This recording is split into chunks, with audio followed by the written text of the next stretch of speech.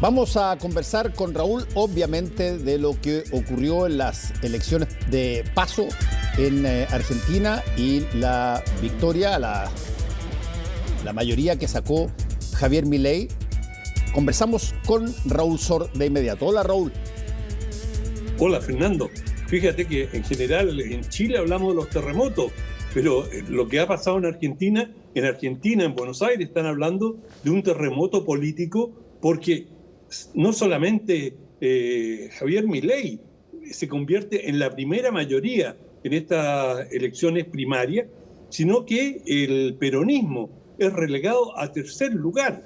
Y eso sí es insólito, a tercer lugar después de, digamos, el macrismo, por así llamarlo.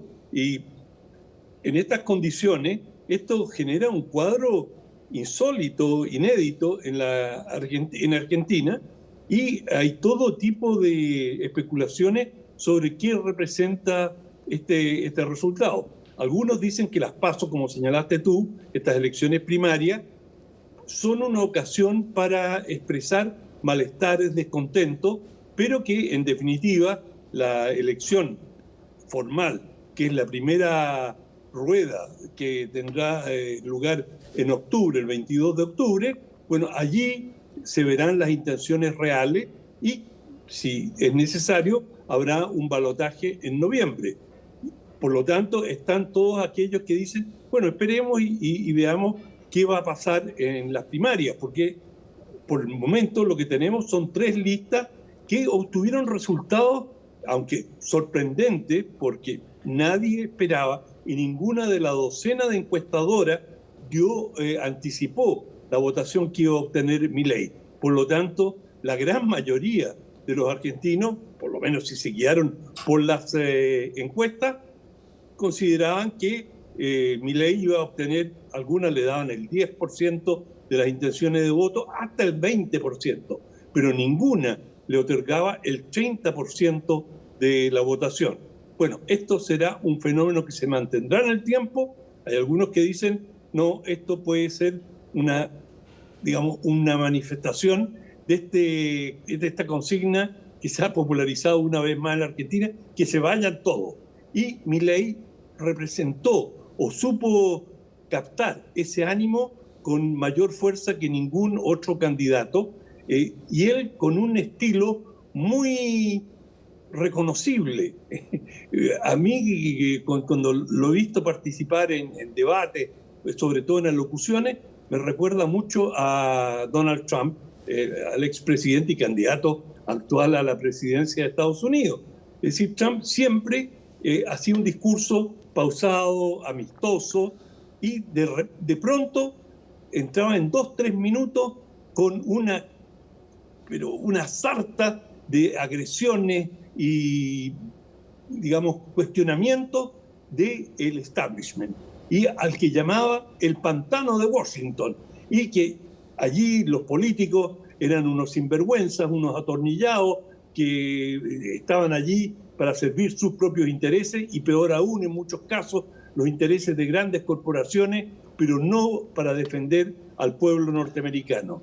Y Milei, pero como si hubiese calcado ese discurso, en sus intervenciones hacía una presentación moderada, explicando cuáles eran sus intenciones, y de pronto pasaba, en vez de hablar digamos, del pantano y de Washington, hablaba de la casta, contra la casta. Y la casta eran los políticos que han gobernado durante las varias últimas décadas en la Argentina. Y claro, lo hace además en un momento en que la Argentina está viviendo una situación realmente muy difícil, con una inflación de 115%, que algunos consideran que va a subir todavía, podría llegar a 140, quizás más, antes de fin de año, una situación de mucha precariedad, y hay un hartazgo con la clase política, y eso es que se vayan todos. Y esa consigna pegó, y naturalmente Milei la repitió en muchas oportunidades, y con una propuesta de gobierno realmente insólita, diciendo: yo voy a disolver el Banco Central.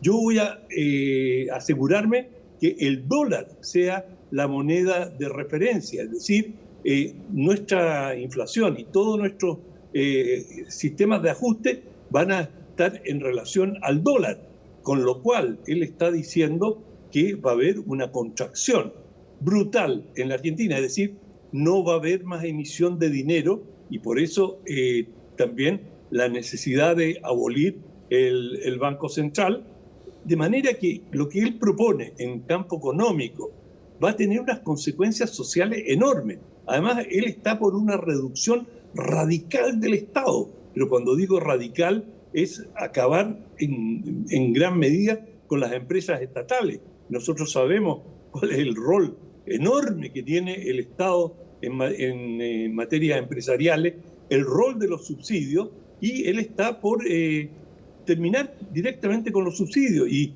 sanear la economía y sincerarla, y bueno, lo que cuesta, cuesta.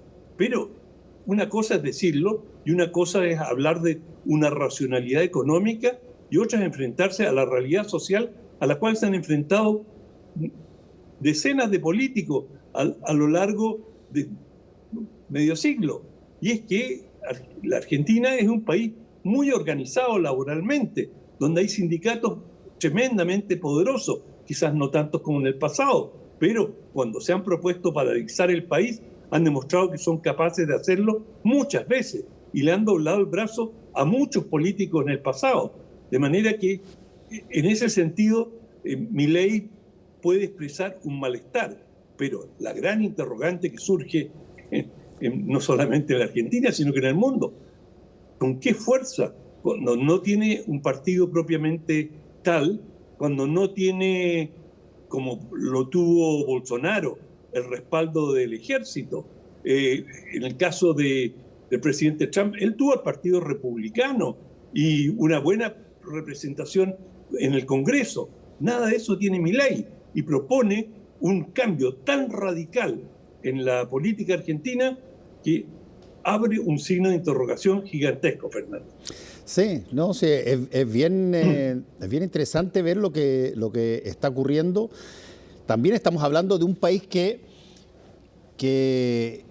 está bien pegadito a nosotros, pero en términos institucionales bastante distinto. Es mucho más cercano a un federalismo que a un país que es unitario. Tiene unas características particularmente interesantes en materia de partido. El peronismo, por ejemplo, una fuerza tremenda en los últimos, no se puede entender Argentina sin los últimos 50 años o 60 o 70 años de peronismo, pero el peronismo es uno de esos que de repente sorprende, porque tú tienes acá partidos que tienen un ala más liberal y un ala más conservadora, pero tú en el peronismo tienes gente que es neofascista y tienes gente que es, pero qué sé yo, casi comunista, dentro del mismo armazón.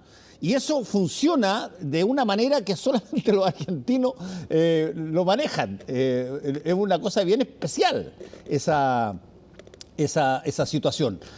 Y va a ser interesante ver lo que pasa, porque una cosa es anunciar el cierre de un banco central. Acuérdate tú que los bancos centrales en América Latina nacen en gran medida por una imposición bien fuerte de Estados Unidos, de crear bancos centrales en cada uno de los países. No todos los países en América del Sur tenían ganas de tener banco central, pero finalmente parecía que era una cosa que comunicaba las divisas y las inversiones y todo, y daba más garantía, sobre todo, al primer mundo para que viniera a invertir. Y por lo tanto eso fue muy señalado en una y otra vez, particularmente por Estados Unidos, a los países, y varios países armaron sus bancos centrales casi a imagen y semejanza del nuestro, y que es bien parecido a muchos otros bancos centrales. Pero claro, eso le quita posibilidad de manejo a el gobierno central. Y vamos a ver qué significa un potencial país como Argentina, con todo una cosa muy admirable de Argentina, porque ellos trasladan, o sea, nadie puede decir que en Argentina no se conoce la opinión de alguien, porque son personas que transmiten la opinión, no se quedan callados en ese sentido, en todo orden de cosas. Y va a ser interesante ver cómo podrían aplicarse estas cosas después de que, si es que eventualmente Milei sale triunfador en las elecciones. Bueno, hay tantas interrogantes previo a eso, Fernando, porque él también dice que básicamente va a suprimir el Ministerio de Salud, que va a tratar de establecer un sistema mixto con clínicas privadas, que se acaba la medicina gratuita. Los estándares médicos, de atención médica en la Argentina deben estar entre los mejores de América Latina. Por lo tanto, acabar con eso,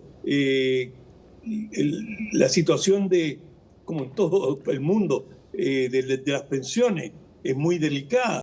Y bueno, él básicamente quiere demoler, no físicamente, pero quiere reducir el Estado a su expresión mínima. Y eso, por eso él se llama a sí mismo un liberal radical, es decir, un liberal de derecha que estaría cerca de Milton Friedman, en el sentido de mientras menos intervención estatal, mejor. Que la magia del mercado opere, que la gente se oriente de acuerdo a sus intereses y que no haya esta mano invisible, rectora, no tan invisible en muchos casos, del Estado que con su burocracia impone una serie de criterios que muchas veces no responden a los intereses directos de la población.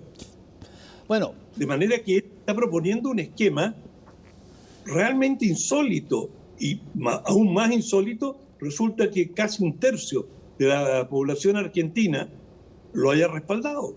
No, pero hay una conexión sin duda entre el candidato y buena parte de la población argentina. Ahora hay que ver, una vez que estas cosas se decanten, no tengo idea cuál va a ser el resultado de la elección definitiva, pero